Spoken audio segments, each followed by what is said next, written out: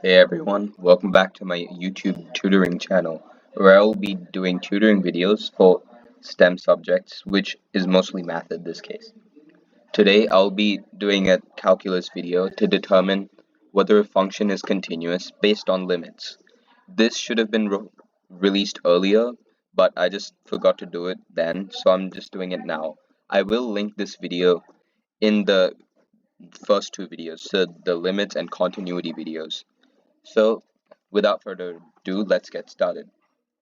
So, if I'm not sure if I covered this in a previous video, but the way to determine if a limit exists is if the left-hand side limit is equal to the right-hand side limit.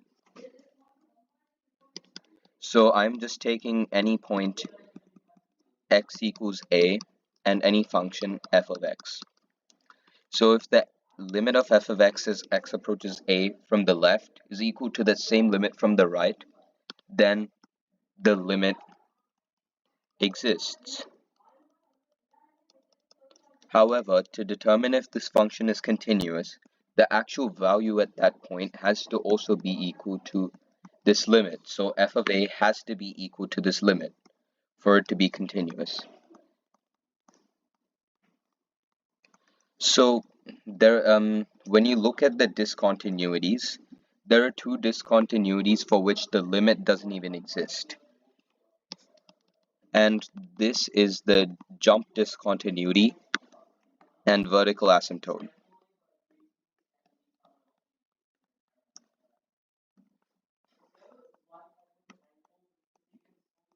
But the third type of discontinuity is the removable one, where the limit exists, but the function is not continuous.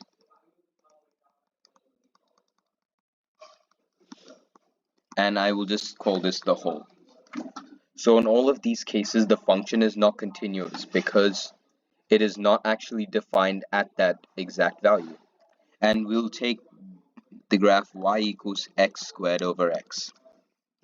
And so by all means, this should look like a regular line, except for at y equals 0 because you get an indeterminate point, 0 over 0.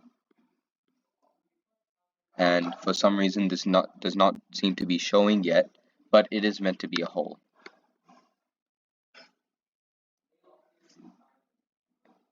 So yeah, that is basically the main idea. If the right-hand side limit and left-hand side limit are equal, then the limit exists. But for the function to be continuous at a certain point, f of that, the value at that point has to also be equal to the limit. And so now, without any delay, let's go into an example.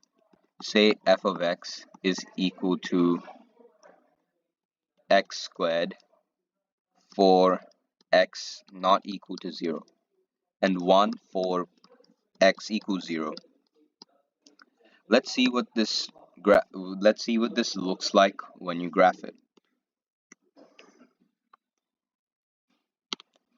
So your graph would look like x squared everywhere else, and keep in mind this is not the best graph ever, but I think it will do the job. But at x equals 0 you have a hole because this function is not valid when x equals 0, but instead its f of 0 is actually 1. So take the left hand side limit. So the limit of f of x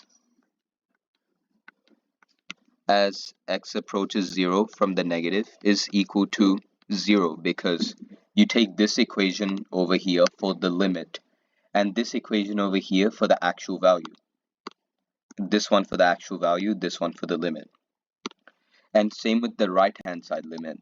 So the limit of f of x as x approaches 0 from the right is also equal to 0. And since both the left hand and right hand side limits are equal, the limit exists.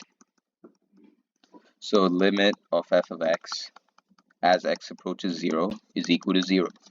But f of 0 is equal to 1 because that's what we have here in this function. And since 0 and 1 are not equal, this function is not continuous at x equals 0. And now for a piecewise function or a vertical asymptote, if there is a vertical asymptote at that point, or a jump discontinuity at that point, then you know for a fact it's not going to be continuous because the limit doesn't even exist. And we can take the graph of absolute value of x over x. So this graph would look something like this.